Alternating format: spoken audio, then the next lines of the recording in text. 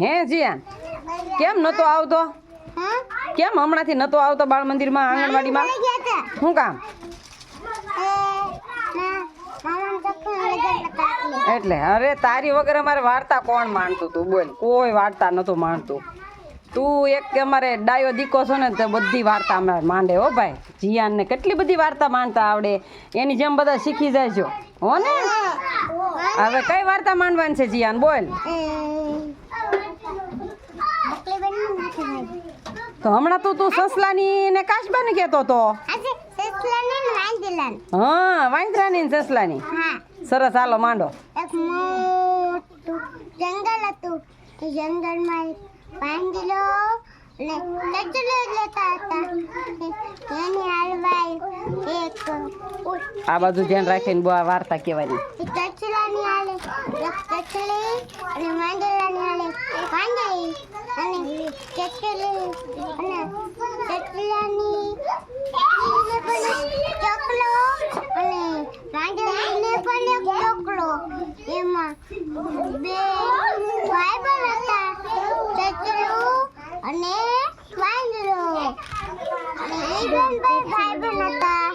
હલવાઈ માંડલી કે અને ખરગોશ કે આ વાંદરી કે અને કચલી કે એ બે ભાઈબંધ હતા ને તે હાસે ચાર ભાઈબંધ હતા. તે ચાલે એ ભાઈબંધ હતા તે બીજા દિવસે એવું હતું કે બધા ચાલે જણાને ફરવા જવાનું હતું. વાંદરાને, સસલાને, ને કચલીને અને વાંદરીને એમ કે ચાલે ભાઈબંધી હતા. ચાલે ભાઈબંધ હા એ ચાલે ભાઈબંધી ફરવા જઈ હતી. એ બધા એની ભાઈબંધી હા એ ભાઈબંધી. આ બાજુ વાત કરી, ધ્યાન રાખી.